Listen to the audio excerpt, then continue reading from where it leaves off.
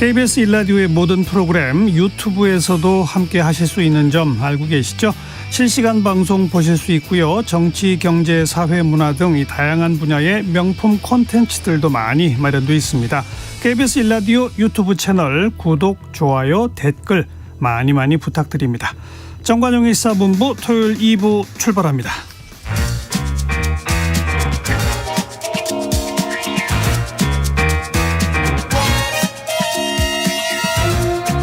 KBS 1라디오의 시계는 쉬지 않고 돌아갑니다. 주말 정오, 정관용의 시사본부. 지난달 31일 청와대 영빈관에서 윤석열 대통령 주재로 사회보장 전략회의가 열렸습니다. 이게 어떤 내용의 회의인지 이기일 보건복지부 1차관 오늘 스튜디오에 직접 모시고 자세한 이야기 들어보겠습니다. 차관님 어서 오십시오. 예, 안녕하세요. 사회보장 전략회의란 이름 제가 처음 들어보거든요. 예. 이 정례적으로 하던 회의 아니죠? 그건 아닙니다. 저희가 정부 출범이 1년이 됐기 때문에요. 우리가 14개 부처하고 이 모든 위원회들 같이 모여서 사회보장의 큰 방향을 제시를 했습니다. 크게 세 가지가 논의가 됐었는데요. 첫 번째는 우리 윤석열 정부의 복지 국가 전략. 두 번째는 중앙부처 사회보장제도의 통합관리. 세 번째는 사회서비스 고도화를 같이 논의를 했었습니다. 네. 그러니까 처음 열린 회의죠? 예, 처음 열린 회의입니다. 부처만 해도 14개 부처가 함께 다 했고. 예. 복지국가 전략, 사회보장제도 통합관리, 서비스 고도화. 그렇습니다. 하나하나 봅시다. 복지국가 전략은 뭡니까? 예, 저희가 그 비전은 기본적으로 약자를 촘촘하게 잘 관리해서 지속가능한 복지국가를 하겠다는 것이고요. 예. 그게 세 가지로 되어 있습니다. 첫 번째는 약자 복지라고 그래가지고 정말 취약계층을 좀 더 두텁게 보호하자는 것이 되겠고요. 두 번째는 서비스 복지라고 그래가지고 저희가 전생에 대해서 여러 가지 질병, 노령, 장애가 생길 수가 있거든요. 그분들을 잘 좀 보호하자는 그런 것이 되겠고요. 세 번째는 복지 재정 혁신인데요. 예를 들면은 사회보장제도의 통합관리라든지 또 중요한 것이 또 연금도 개혁도 있거든요. 그리고 해야죠. 예, 또 금년 초에 했던 건강보험 지출 효율화라든지 이런 걸 전체적으로 같이 논의를 심도 있게 했었습니다. 약자 복지는 그동안에도 해오던 거 아니겠습니까? 그런데 여기 보니까 이 사각지대를 없애겠다 이런 내용들이 있던데 사각지대 발굴을 어떤 식으로 진행할 계획이십니까? 예, 지난해 8월 달에 수원 세모녀 우리 사망 사건이 있었잖아요. 저도 그때 장례식도 갔었는데요. 보니까 그분들은 원래 화성에 사시던 분인데 수원으로 오셔서 이렇게 된 케이스고 주민등록이 이전이 안 되어 있는 그렇습니다. 그런 거죠. 왜냐하면 채무 때문에 오셨더라고요. 그런데 그런 거를 저희가 좀 더 꼼꼼히 잘 발굴을 해야 되겠다. 예를 들면 단전 단수라든지 또 건보료 차량 같은 거 있었거든요. 그런 데는 제가 바로 찾아야 되고 오늘 보니까 또 복지 등기라고 있습니다. 이렇게 이렇게 요보 가구 같은 경우에는 집배원님들 통해 가지고 등기를 보내게 돼 있거든요. 마스크 같은 보내게 되면 가서 찾아보고 갔는데 저희 한 9개월을 해보니까 1,100명 정도를 찾아냈습니다. 그런 좋은 케이스도 되어 있고요. 또 하나가 이것을 찾기만 중요한 게 아니고 두텁게 지원을 해야 되거든요. 그래서 지금 같은 경우도 기초생활보장제도가 있는데 기준적인 소득을 5.47%를 인상을 했습니다. 예. 지난해가 153만 명이 3만 원이 4인가를 줬었는데 162만 원으로 9만 원 인상이 되었고요. 또 하나가 저희가 해보다 보니까 새롭게 나오는 취약계층이 있더라고요. 자립준비 청년이라든지 그 보육원에서 한 18세에 있다 보면 나오게 돼 있거든요. 또 하나가 가족을 돌보는 청년들이 꽤 많이 있습니다. 그렇죠. 또 히키코모리라고 그래가지고 고립운동 청년. 은둔형 외톨이. 그렇습니다. 바로 그겁니다. 그런 분들에 대해서는 좀 더 잘 이렇게 저희가 하겠다는 그런 것이 되겠습니다. 네. 자, 윤석열 정부의 복지국가 전략 그 가운데 이 약자 복지 또 사각지대 발굴 이 얘기 좀 해 주셨고 또 아까 두 번째가 중앙부처의 사회보장제도 통합관리거든요. 예. 우리나라에 얼마나 많은 사업들이 있습니까? 지난번에 저희가 중앙부처만 조사를 해보니까요. 전체가 한 9,300개 정도가 돼 있는데 사회보장 사업만 하더라도 한 1,300개가 돼 있습니다. 사업 개수가 1,300개나 돼요? 그렇게 됩니다. 어허허. 그리고 제가 지난번에 어디 부천에 가보니까 노인분들만 하는 것도 60개 사업이 돼 있거든요. 네. 또 하나는 지금 제가 3월 달부터 지자체 사업도 지금 이렇게 조사를 하고 있는데요. 그 약 서울시만 하도 18,000개의 사업이 되게 돼 있고 어이고. 그 우리 사회보장 관련된 것만 하더라도 3,300개 정도 사업이 많이 있는 그런 것이 되겠습니다. 이런 걸 이제 좀 다 알기 쉽게 정비하고 중복되는 건 통합 관리하고 통폐합 한다는 거죠? 예, 그렇습니다. 어떤 식으로 할 겁니까? 통폐합. 그러니까 여러 가지가 있겠는데요. 예. 유사 중복 사업은 좀 패키지화해서 좀 잘 관리하겠다는 것이 되겠고요. 그렇지만 또 하나는 누락된 것이 또 있거든요. 이런 것은 정말 새롭게 사업을 만들어야 되는데요. 이 유사 중복된 같은 경우에는 영양 지원이 있습니다. 농식품 바우처도 주고 초등 돌봄 같은 경우는 과일 간식도 주게 돼 있고 예. 또 임신부는 친환경 그 농산물을 주게 되어 있거든요. 청소는 과일빵을 주게 되어 있는데 다 따로따로 부처가 있기 때문에 앞으로는 이걸 하나로 해서 농림부에서 식품 바우처를 통합해서 하나로 하겠다는 것이 되겠고요. 또 하나 보니까 이게 부족한 것이 사실은 자립준비 청년들이 한 해 2,000명 정도 나오게 돼 있거든요. 네, 네. 이 친구들에 대한 거, 또 가족을 돌보는 부모님이라든지 할머님들이 또 이렇게 돌보는 분들이 있습니다. 이분들에 대한 새로운 거, 또 은둔형 뭐 희귀고물이 같은 그런 거에 대해서 새롭게 제도를 잘 발굴해야겠다는 것입니다. 네. 비슷한 거는 비슷한 좀 건 합치고 없는 거는 거는 새로 만들어서 만들고. 두텁게 보겠다는 그것이 되겠습니다. 자, 복지국가 전략, 또 중앙부처의 사회보장제도 통합, 마지막 세 번째가 이제 사회서비스 고도화 추진인데 이번 전략회의 이후에 언론이 제일 주목한 건 요 대목이에요. 예, 특히 예. 윤석열 대통령이 이제 사회복지 분야도 그 민간 참여하고 경쟁 체제를 도입해야 한다. 이런 발언을 해서 굉장히 주목받았는데 예. 사회 서비스의 고도화라는 말 자체가 좀 생소하잖아요. 어떤 뜻입니까? 예, 먼저 사회 서비스에도 말씀을 드려야 되는데요. 저희가 보게 되면 이 현금 서비스가 있습니다. 그 같은 경우에는 기초생활보장제도라든지 아니면 아동수당이라든지 예. 부모급여는 돈을 주게 돼 있거든요. 그렇죠. 그런데 그렇지 않고 우리 보육이라든지 또 장교양이라든지 이런 것은 현물로서 이렇게 지급을 하게 돼 있습니다. 예. 돌봄을 주는 것이죠. 예. 그래서 국민의 삶의 질을 개선하는 모든 서비스가 되겠는데요. 지금 같은 경우는 정부에서 이렇게 하다 보니까 제한적으로 소득계층이 하위들만 주게 돼 있고 그렇죠. 또 아이돌봄이 같은 경우도 이제 아이돌봄이는 그 여가부에서 사람을 보내줘서 애를 보는 거잖아요. 각 시 군별 하나만 있다 보니까 이게 서로 간에 경쟁이 부재하고 또 많은 분들이 이용을 하고 싶은데도 불구하고 서비스가 좀 적은 그런 면이 있게 되어 있습니다. 그렇기 때문에 좀 더 양적으로 늘리고 또 질적 서비스도 좀 업그레이드하고 그런 것이 저희가 고도화의 개념이라고 볼 수가 있겠습니다. 구체적으로는 사회 서비스 고도화가 어떤 겁니까? 예, 크게 이제 네 가지로 볼 수 있는데요. 첫 번째는 전 보편적 제공 대상자를 좀 늘려야 될 것 같습니다. 가장 많은 그 서비스 중에 하나가 청소년 심리 지원인데요. 예를 들면 청소년 심리 지원. 예. 예를 들면 주의력 결핍이라든지 또 우리 과잉 행동 장애 같은 것이 있잖아요. 이런 분들에 대해 서비스를 해주고 있는데 지금은 소득 기준이 있었거든요. 중위소득 140%인데 그거를 널리 누구라도 이용할 수 있도록 하겠다는 그런 것이 되겠고요. 두 번째는 고품질 서비스입니다. 장교양을 그걸 하게 되면 여기에는 뭐 장기 방문 요양, 방문 간호도 있고 또 뭐 방문 모욕도 있는데요. 따로따로 하다 보니까 서비스 연계가 안 되기 때문에 이걸 한 개 기관에서 하도록 하게 되겠고요. 예. 세 번째는 그 양질의 그 공급자를 좀 해야 될 것 같습니다. 새로운 그 서비스 기관을 만들고 또 하나는 부실 기관을 퇴출하고 좀 말씀드렸던 아이 돌봄 같은 경우도 지금 시군구당 하나에서 2개, 3개로 늘려가지고 다양히 경쟁할 수 있도록 하고 마지막으로는 체계적 기반을 좀 만들어줄 것 같습니다. 예를 들면은 또 산업도 육성해주고 또 응급환자 서비스처럼 AI를 통해 가지고 돌볼 수 있는 이런 크게의 4가지 체계를 가지고 있습니다. 앞에 그 예를 들어 주셨습니다만 청소년 심리 지원이 지금까지는 중위소득 160% 이하로 제한돼 있었는데 그렇습니다. 이걸 전 계층으로 확대한다고 그랬잖아요. 그렇습니다. 그러면 청소년 심리 지원을 담당하던 인력이나 예산은 한정돼 있을 텐데 그동안 하위층한테 또 이제 허덕허덕 했을 거 아닙니까? 그런데 전 대층으로 확대되면 하위층에 대해서 좀 너무 소홀히 되는 거 아닌가요? 예, 그런 말씀이 있을 수가 있는데요. 하위층들은 그대로 받도록 되어 있고요. 또 그 이상 계층 같은 경우에는 본인들이 일부 부담도 해가지고 하도록 되어 있습니다. 일부 부담한다는 얘기는 새로 인력들이 투입된다는 얘기인가? 그렇습니다. 그런 거죠? 그렇습니다. 그래서 저도 이 아이돌 보미 같은 경우도 보게 돼 있으니까요. 지금 보게 되면 누구나 이용을 할 수가 있게 되어 있거든요. 근데 너무 많이 오게 되면 혹시라도 취약계층이 소외받는 거 아니냐 그런 그러니까요. 말씀을 할 수가 있으세요. 예. 그런데 여기 같은 경우도 기본적으로 맞벌이라든지 또 다문화라든지 다둥이 같은 경우에는 우선적으로 저희가 배려를 하도록 되어 있습니다. 우선적으로 잘 돌보고 그러고 난 다음에 다른 분들도 충분히 와서 할 수 있도록.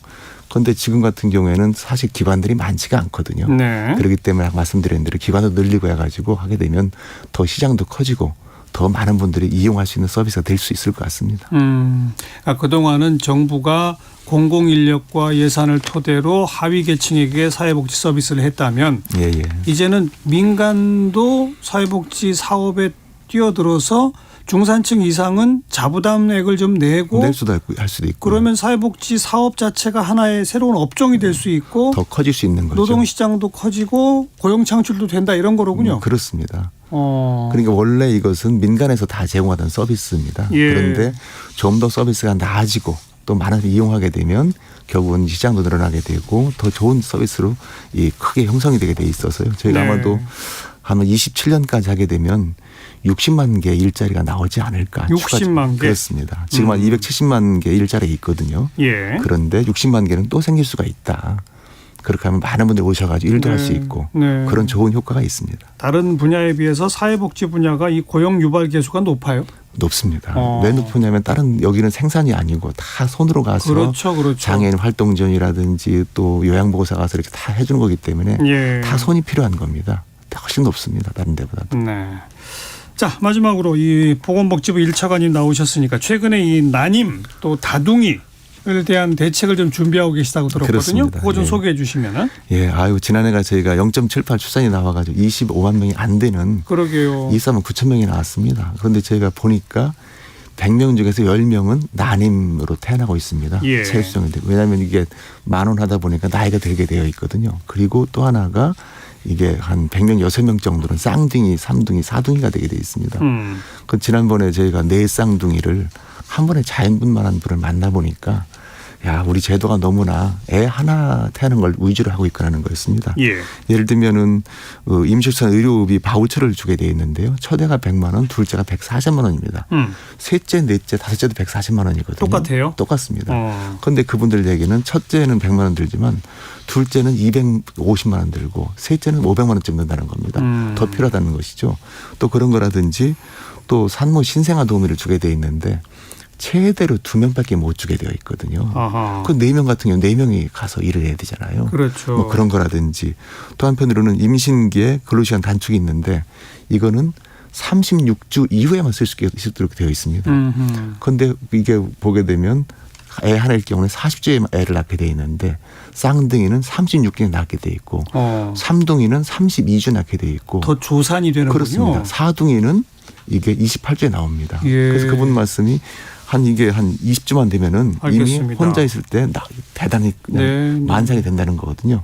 그렇기 때문에 이분들에 대해서 특별한 대책을 지금 만들고 있습니다. 네. 조만간에 만들어가지고 정말 빨리 좀 내놓으셔야 되겠어요. 난임하고 다둥이에 대해서 그러니까요. 잘 만들도록 그렇게 하겠습니다. 워낙 난임이 많아지다 보니까 시험관 아기 등등을 그렇습니다. 하는데 그러다 보면 쌍둥이들이 많이 나오게 많이 되는데 나옵니다. 거기에 대한 게 지금까지는 비어 있었다. 예, 부족했습니다. 채워주셔야죠. 그렇습니다. 네. 보건복지부 이길 1차관 함께 만났습니다. 오늘 고맙습니다. 예, 감사합니다.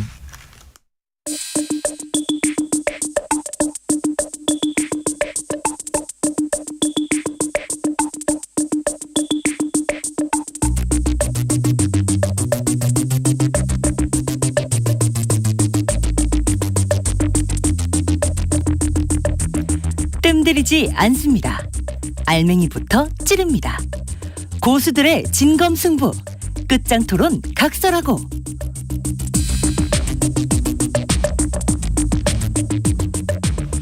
주요 정치 이슈들 거두절미하고 알맹이부터 끝까지 토론해보는 끝장토론 각설하고 시간입니다. 시사평론가 이종훈 박사, 민주당 민주연구원 부원장 현근택 변호사 두 분 오늘도 나오셨어요. 어서 오십시오. 네, 안녕하세요. 네, 전반부 공통질문 검주의 뜬 인물 진인물입니다. 먼저 뜬 인물 이종훈 박사. 네, 저는 개인이 아닙니다. 오늘은 국민의힘 5인. 5인 이른바 5인회 요즘에 굉장히 지금 이제 논란이 많이 되고 있는데 누군지 모르죠 아직. 그러죠. 그러니까 지금 뭐 명단이 막 돌면서 갑자기 떴다. 정치권에서 네. 도대체 이 5인회가 누구냐. 그러니까 국민의힘에 이제 사실상 실세들 같은데 예전에 또 윤핵관 논란이 있었잖아요. 그러니까 그럼 이제 그 윤핵관 못지않게 지금 실세인이 오인혜가 도대체 누구냐 이래서 지금 거의 색출에 지금 나선 그런 그 상황입니다. 알겠습니다. 현근택 변호사 어떤 인물? 전현희 권익위원장을 뽑았습니다. 사실은 뭐 지금 윤석열 대통령 들어오자마자부터 뭐 감사하고 수사하고 어떻게든 나가라 지금 한상혁 방통위원장하고 두 분이 집중 타깃이 됐잖아요. 그런데 이제 한상혁 방통위원장은 뭐 기소되고 면직 처리 이렇게 됐지만 전현희 위원장은 제가 보기에 그냥 임기를 무사히 마칠 것 같아요. 감사원에서도 감사원이 뭐 감사를 다 했는데 아무 문제 없다. 그렇죠. 그렇게 결론 내면서 이게 아마 정치인이니까 이게 좀 돌파가 되지 않았나 이런 생각이 들어요. 왜냐하면 계속 여기도 나오시고 나올 때마다 방송 나가고 얘기하거든요. 그러니까 아마 그동안 정치인으로 활동해왔고 또 이분 또 법조인 출신입니다. 그러니까 법도 알고 이러면서 대처를 그래도 잘 하지 않았나 이렇게 봅니다. 네. 하긴 감사원이 감사했는데 별 문제 없다는 얘기는 또 문제될 소지를 정권 바뀐 이후에도 없이 철저히 챙겼다는 걸 또 반증하는 거 아니겠어요? 그렇죠. 그때 그러니까 논란이 많았던 게 출퇴근 문제를 많이 삼았잖아요. 그러면 뭐 다른 분들 감사원장도 출퇴근 잘해보자. 왜냐하면 세종이 있기 때문에 뭐 일반 공무원들이야 뭐 출퇴근 그렇게 하지만 쉽지 않거든요. 그러니까 그렇게 어쨌든 프레임 전환 같은 걸 잘 하셨고 그다음에 뭐 다르게 뭐 저 업무를 잘못 처리한 뭐 추미애 장관 이런 것들도 해명을 잘 하신 것 같아요. 그러니까 적극적인 대응이 그나마 좀 알겠습니다. 나았던 것 같습니다. 자, 금주의 진인물로 가봅시다. 이종원 박사. 네. 국민의힘에 5인이 있다면 민주당엔 6인이 있다.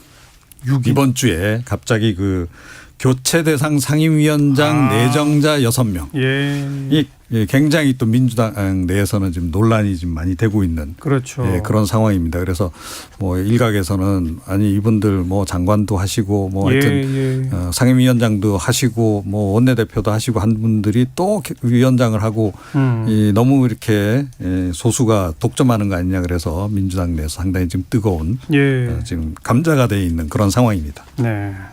현근택 변호사 금주의 진인물.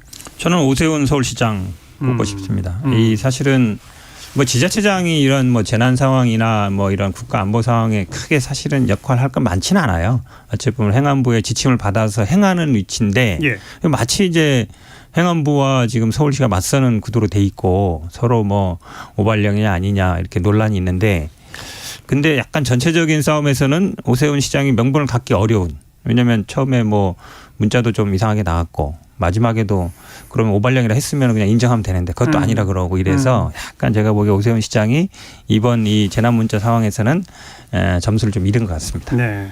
오세훈 서울시장 목소리 직접 한번 들어보고 이 얘기 잠깐 나누죠. 많은 분들께 혼란을 드려서 죄송하다는 말씀을 드립니다.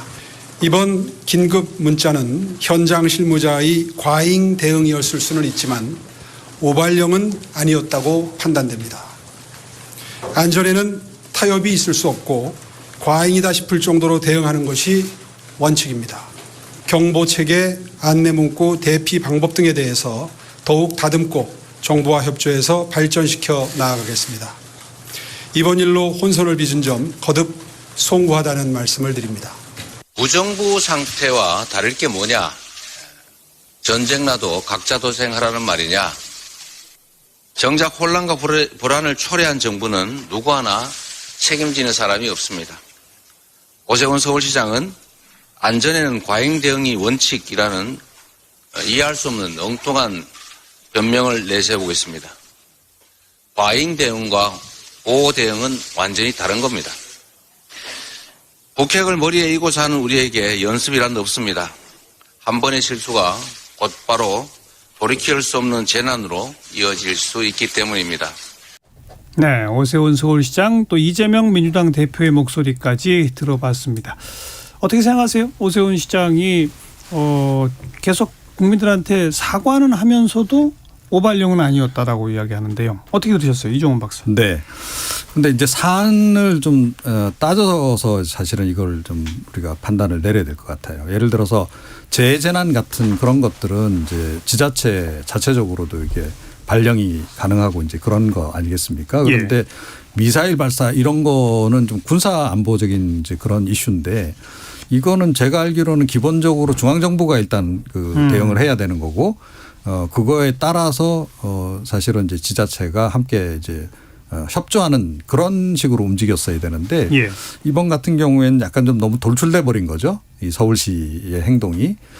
그래서 지금 이제 이게 논란이 좀 되는 거고. 이번에도 행정안전부 중앙부처가 백령도 인근 지역에 통보를 한 거고 네. 그걸 보고 서울시가 이렇게 했다는 거 아닌가요? 그렇죠. 그런 거죠. 네, 그런 거죠. 근데 그건데 서울시만 좀 더 보통은 이제 들어- 그렇죠. 예. 그러니까 중앙정부에서 해당 지자체에다가 이제 발령을 하라고 이제 원래 중앙정부가 발령을 해야 되면 먼저 해야 되는 거고 그리고 그 상태에서 지자체에다 그 내용을 공유를 해서 예. 상황 전파를 하고 지자체가 또 이제 그 재난 문자를 보낸다든지 뭐 기타 위험 경보를 한다든지 이제 이렇게 순서가 이제 그렇게 내려가야 되는 건데 이번 같은 경우에는 조금 전에 말씀드렸다시피 이게 너무 서울시 독단적으로 이렇게 이제 한 데다가 그 시스템도 충분히 정비되지 아니한 상태에서 모든 일이 진행된 것 같은 이제 흔적들이 막 나오지 않습니까? 그렇죠. 그러니까 재난 안전 문자의 그 내용의 불충분성 같은 거, 뭐 기본적으로 뭐 육하 원칙에 따라서 뭐 어떻게 대응하라라든가 뭐 이런 것들이 이제 포함이 돼야 되는데 그런 것도 없었고. 그러니까 미사일을 쐈다든지 하는 내용도 전혀 없고. 그렇죠. 네. 대피하라고는 했는데 어디로 대피하라는 내용도 없고. 그렇습니다. 이거죠. 그래서 굉장히 이제 좀 불안전하면서도 불충분할 뿐만 아니라 일단은 이제 이런 그 위기 상황이 발생했을 때 중앙정부하고의 상황 공유라든가 이런 것조차도 좀 이번에는 좀 미진했던 것이 좀 확인이 됐기 때문에 예. 그 부분은 중앙정부도 전 책임은 좀 있다라고 생각해요. 그리고 당연히 그 해당 지자체 서울시 차원에서도 이거 시스템을 다시 좀 만들어야 되는 상황이 그렇죠. 아닌가 이렇게 생각합니다. 기본적인 어떤 지침이라든지 뭐 컨트롤 타워라든지 이런 문제예요. 왜냐하면 아시겠지만 일본은 이게 발사가 이미 예정돼 있었잖아요. 그러니까 일본은 발사하고 1분 만에 북한 미사일이다. 뭐 건물 안이나 지하실로 대피해라. 간단해. 2줄밖에 안 걸려요. 그렇죠. 그렇죠. 근데 지금 서울시 보낸 거는 10분 정도 지나서 보낸 거란 말이에요. 그 내용도 뭐 원인도 없고 미사일 얘기도 없고 어디로 가라는 얘기도 없고. 근데 그다음에 바로 이제 그러면 뭐 행안부에서 오발령이다 그랬으면 지금 정확하게 지적하신 거예요. 북한 미사일 발사에 대한 거는 중앙정부, 국방부 여기서 판단할 일이에요. 그렇죠. 지자체에서 알 수가 없어요. 행안부도 어찌 보면 잘 모릅니다. 행안부도 그냥 이게 지시하는 관계지 그 내용을 파악하고 있지 않아요. 산불이라든지 뭐 홍수라든지 예를 들어 뭐 이런 거라면 이제 행안부에서 판단을 하겠죠. 그러면 사실은 딱 그 행안부에서 오발령이라고 딱 나왔으면 거기서 서울시가 딱 멈춰야 돼요. 그렇죠. 근데 서울시가 거기서 더 나갔단 말이죠. 오발령으로 나온 한 20분, 22분 정도 후에 경계경보를 해제한다. 예. 아니, 경계경보 아니라는데 또 해제까지 한다 그러면 말이 안 되는 거예요. 그러고 나서도 계속 지금 서울시장 오세훈 시장은 뭐 오발령은 아니다라고 얘기하고 있는데 오발령이라는 판단은 제가 보기에 판단할 거는 국가에서 하는 거예요. 지자체 네. 권한이 없어요. 그러면 좀 이 오 시장 이거를 고집할 일이 아니다. 그리고 이런 혼란을 상기게 만들었잖아요. 그러면 예. 이거를 컨트롤하고 수습할 수 있는 건 결국 대통령실이거든요. 대통령실이 해야 되는데 대통령실은 또 볼 말이 없어요. 이게 서울시가 잘못됐고 이렇게 했다 해서 딱 어느 정도 가름말을 타주고 판단을 해줘야 되는데 그리고 이번에 이런 문제점이 드러났기 때문에 이렇게 바꾸겠다. 이렇게 해야 되는데 그냥 행안부랑 서울시 싸우고 있고 대통령실은 그냥 가만히 남일처럼 구경하고 있고. 앞으로 바꾸겠다는 계획까지는 나왔어요. 아니 계획이 나왔는데 이번 일에 대해서 점검에 대해서 판단을 해줘야 되잖아요. 판단을. 예. 과정을. 설명을 해줘야 되고 그게 전혀 없잖아요. 그나저나 북한이 미사일을 한두 번 쏜 것도 아니고 단거리 뭐 중거리 장거리 뭐 여러 차례 있었는데 그 북한이 미사일 내지는 이번에 이제 위성 발사라고 하지만 뭐 사실상은 그 있죠 장거리 미사일하고 비슷한 거 아니겠습니까? 그러면 어떤 미사일을 쐈을 때 무슨 뭐 경계를 내린다 뭐 이런 지침이 있나요? 우리한테? 그게 좀 잘 안 돼 있는 것 같아요. 제가 보기엔 국민들 생각은 당연히 돼 있을 것이다 이렇게 생각을 그러게요. 하는데 예를 들어 미사일이 날아가는 방향에 따라서 이건 대응이 달라질 수밖에 없는 당연하죠. 거잖아요. 우리 남쪽을 향해서 어찌됐건 뭐 바다든 뭐 육지든 남쪽을 향해서 날아오는 것에 대해서는 어떻게 대응한다. 경배벌 뭐 발령을 이제 한다라든가 뭐 이제 이런 것들이 있어야 되고 당연히 있을 거다라고 생각했는데 예. 이번에 보니까 그런 것도 아닌 것 같다 이런 생각을 좀 하게 되는 거죠. 예를 들어서 이번에 이제 서해 쪽으로 이제 어찌됐건 이제 남쪽으로 발사한 거 아니겠어요? 남쪽으로 서해니까 뭐 백령도부터 시작해서 경계를 하긴 해야죠. 그렇죠. 그리고 예. 뭐 이게 꼭 그쪽에서 원하는 방향대로 간다는 보장이 없잖아요. 그럼요. 그러니까 이게 방향이 살짝 틀어져서 우리 내륙으로 와서 뭐 부산 쪽을 향해 갈 수도 있는 거고 예. 서울 쪽을 향해 올 수도 있는 겁니다. 그러면 정부 차원에서는 만반의 대응을 다 하고 있어야 되는 거죠. 중간에 폭발해서 그렇죠. 잔해들이 막 흩어질 수도 있고. 그렇죠. 이번에 잔해가 다행히 바다에 떨어졌지만 잔해가 혹시 뭐 충남이나 이런 데서 떨어질 수도 있는 거 아니겠어요. 그러면 그런 모든 상황에 대해서 시나리오를 갖고 준비를 딱 하고 있어야 되는 겁니다. 그러니까 조금 전에 말씀하셨다시피 북한이 뭐 중장거리 미사일 발사한 게 한두 번도 아니고 예. 그동안에 이렇게 수차례 발사를 했다라고 한다면 당연히 이제 그런 매뉴얼들이 잘 돼 있을 거라고 좀 생각을 했는데 의외로 지금 이제 빈틈이 있었던 이제 그런 그 상황이 아닌가 네. 그렇게 생각을 합니다. 네. 그러니까 이게 일본 비교해 보면 돼요. 일본은 이번에도 어쨌든 서해로 가는 걸 알았잖아요. 본인들 열도로 넘어가는 것도 아니고 동해로 가는 것도 아니고 그런데도 준비를 하고 있거든요. 근데 우리나라는 이번에 사실은 그동안 뭐 동해로나 일본 너머로 쏠 때는 이 경계 경보 한 적도 없어요. 그러니까요. 한 번도 대부분 동해로 발사할 때도 그런가 보다 했는데 이번엔 그나마 이제 서해로 발사하다 보니까 이런 일이 나온 건데 제가 보기에도 좀 어느 정도 시스템 갖춰놔야 된다라고 봐요. 아마 있을 거예요. 시나리오와 시스템이 네, 뭐 없지는 않았을 거예요. 근데 없다 그러면 굉장히 사실은 절망적인 상황이죠. 그러니까 있긴 네. 있었을 텐데 뭐 좀 제대로 작동을 안 했다든지 또 이번에는 사실상 좀 문제를 일으킨 건 서울시니까. 그렇죠. 네. 그러니까 또 이 지자체하고 중앙정부하고 시스템도 좀 다를 거 아니겠어요? 그게 좀 연동이 잘 안 된 제가 거겠죠. 보기에는 뭐 미사일, 그러니까 뭐 이번에 뭐 미사일이라고 하진 않았습니다만 결국은 뭐 ICBM은 올라갔다 내려오면 ICBM이고 올라가서 계속 돌면 위성인데 결론적으로 같은 거잖아요. 근데 뭐 발표는 어쨌든 뭐 위성으로 했기 때문에 발사체라고 약간 중립적인 용어를 씁니다만 그동안 보면은 뭐 서해상, 동해상으로나 이렇게 발사했다고 우리가 뭐 재난문자를 보내가 그런 적은 없었거든요. 없어요. 예. 없기 때문에 제가 보기에 약간 서울시에서 오버한 건 맞는 것 같아요. 아무튼 중앙부처 그리고 각 지자체 뭐 미사일이 됐던 뭐가 됐던 어떤 위험 정도에 따라서 정확하게 좀 시스템을 재점검할 필요가 있다는 말씀까지 좀 해보고요. 중앙선관위 그 인사 채용 비리 의혹 뭐 이런 부분들은 정말 해도 너무했다라는 생각이 들 정도인데 지금 이제 정치적으로 논란이 되는 거는 감사원 감사는 중앙선관위가 안 받겠다. 법상 안 된다. 뭐 이런 얘기고 감사원은 법상 가능하다는 얘기고 이건 어떻게 보세요? 전 당연히 가능하다라고 생각을 합니다. 그러니까 감사원이 감사하는 곳은 국가 예산이 들어가는 곳은 다 한다라고 기본적으로 봐야 됩니다. 일단 뭐 예산 관련해서는 당연히 회계 감사 이런 거 이제 하는 거고요. 그리고 이제 회계 감사하고 연동해서 당연히 직무 감사 같은 거 안 할 수 없는 거죠. 물론 이제 뭐 다른 중앙부처들하고 달리 뭐 헌법상 독립된 기관이기 때문에 예. 직무 감사 같은 경우에는 일반 공공부처처럼 그런 식으로 할 수는 없다라고 저는 생각을 하긴 해요. 직무 내용에 들어가서까지는 안 된다. 네, 직무 같은 경우에는 그러니까 아예 안 된다는 건 아니고요. 이제 하되 이제 기관에 약간 이제 뭐 그런 걸 좀 존중해 주는 그런 차원에서 협조를 충분히 구한 상태에서 하더라도 예. 하는 것이 이제 맞긴 한데 이번 같은 경우에는 명백히 지금 확인이 지금 된 거잖아요. 그러니까요. 네, 그런데 이거를 직무 감사를 안 받겠다라고 이야기하는 거는 이거는 논리적으로 말이 안 되는 거죠. 자체 감사를 했고 선관위가 네. 심지어는 수사 의뢰까지 한 사안인데 감사원 감사는 안 된다. 이거를 단순히 이 사람들이 나쁜 짓을 했는데 왜 감사를 안 받느냐 이렇게 접근하시면 안 돼요. 그럼요. 이건 헌법적으로 굉장히 중요한 문제입니다. 예. 결국은 감사원이라는 데는 대통령 직속 기관이에요. 그리고 행정부에 속해 있습니다. 그래서 감사원의 기본적인 권한은 행정기관에 대한 감사권이 있어요. 네. 그런데 지금 우리 법에도 보면 국회라든지 법원이라든지 헌재는 감사원의 감사 대상이 아닙니다. 기본적으로. 자체적으로 하게 돼 있어요. 물론 말씀하신 것처럼 예산이나 이런 걸 할 수 있어요. 근데 직무에 대한 건 안 되게 돼 있습니다. 그럼 왜 그동안 그 선관위는 감사에 감사를 안 받아왔느냐? 받은 적이 없거든요. 이게 이제 헌법상 말씀하신 것처럼 행정기관에 속하지 않아요.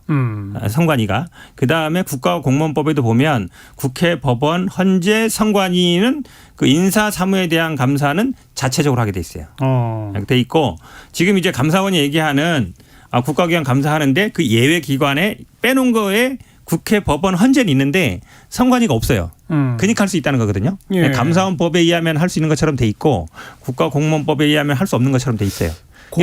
국가공무원법에는 기관이 4개가 적시됐고 그렇죠. 감사원법에는 3개가 적시됐고 3개만 적돼 있어. 그게 왜냐면 앞뒤가 안 맞네요. 이게 법 만들 때부터 논란이 있었어요. 그러니까 국회는 입법부고 법원 헌재는 당연히 사법부니까 제외되는데 그럼 선관위가 그럼 행정기관이냐? 입법기관이냐 아니면 사법기관이냐. 근데 행정기관에 가깝긴 해요. 그런데 수장이 보면은 대법관이 맡고 있거든요. 예. 각 지방 그 선관위원장도 부장 판사들이 맡고 있고, 그러니까 약간 준사법기관 비슷하게 만들어 놓은 거예요. 그리고 헌법에도 보면 그 헌법기관으로 따로 분류해놨어요. 그러니까 이런 면에서 보면 이게 행정기관이냐 아니면은 약간 행정기관에서 벗어나 있느냐, 독립돼 있느냐 이런 논란이기 때문에 그러니까 검찰 수사도 받고. 그다음에 국정감사도 받고 권익위 왜 받느냐 그랬는데 권익위에는 권익위법이 또 있어요 별도로 국회 헌법 그러니까 국회라든지 법원 뭐 헌재 쭉 있거든요. 예, 법 규정이 예. 있으니까 되는 거라서 이거를 아이고 뭐 감사원 나쁜 짓 했는데 왜 감사원 감사 안 받아 이렇게 접근을 해버리면 국가기관 간의 견제와 균형 알겠습니다. 논리가 깨지게 돼 있어요. 그러니까 법률상 서로 주장할 근거가 있는 거네요. 있어요. 예. 감사원은 감사원대로 감사원법에 근거해서 주장할 수 있고 네. 선관위는 국가공무원법 등등을 근거로 해서 안 된다고 할 수 있고. 학자들도 그러니까 견해가 갈려요. 헌법학자들도 할 수 있다 할 수 이거는 없다. 법 개정을 해놔야 되는 거 아니에요? 그래야 또 명확하죠. 또 네. 이런 혼란이 나오지 않으려면? 그러니까 입법 불비 부분이라고 이제 봐야 되는 거죠. 지금 현재로서는. 그런데 그러니까 원칙적으로는 그럼에도 불구하고 저는 받아야 되는 게 맞다라고 저는 생각을 합니다. 여론상 지금 또 안 좋고. 네, 그렇기도 하고. 근데 여론이나 뭐 이런 것 때문에 만약에 법 규정을 무시하기 시작하면요. 기본적으로 많이 깨집니다. 특히 왜냐하면 이게 국가기관의 견제 균형의 원리예요. 이게 사실은 어찌 보면 상권 분립을 해놓은 그런 취지거든요. 알겠습니다. 이런 거를 단순히 그때그때 필요에 따라 가지고 이렇게 넣어버리면 네, 네. 사실은 이게 깨지는 거죠. 기본적으로. 법 구조가. 불비 사안인데 학자들도 견해가 엇갈린다고 했습니다만 이종원 박사는 뭐 그냥 학문적으로 법 체계적으로 봐도 감사원 그 인력 채용에 대해서는 감사원 감사 대상이 되는 게 맞다라고 주장하시는 네, 거고 그렇죠. 그런 예. 거고 현 변호사는 보시기는 어때요? 제가 보기엔 아닌 것 같아요. 아닌 것 같아요. 네. 두 분 의견도 엇갈리는군요. 빨리 국회에서 이거 정리 좀 해 주시기 바라겠습니다. 1시 32분 향해 가고 있어요. 잠깐 교통정보 전해드릴게요. 정현정 씨. 네, 이 시각 교통정보입니다. 6월의 첫 주말을 맞이해서 나들이 가시는 분들 많으시죠? 고속도로도 평소보다 차들이 많은데요. 먼저 경부고속도로 서울 쪽입니다. 남구미 부근 1차로에서는 화재 진화 작업을 하고 있고요. 경부 동탄터널에서 기흥 부근까지 밀리고 있습니다. 반대 부산 쪽으로는 한남에서 서초까지 밀리고요. 신갈분기점에서 수원까지 정체입니다. 망향휴게소에서 남이분기점까지는 42km 구간 천천히 가고요. 경주 부근 3차로에서는 사고 있어서 처리하고 있습니다. 서울 양양고속도로 양양 쪽으로 덕소 3패 부근에서 화도까지 더 가서는 북방 1터널에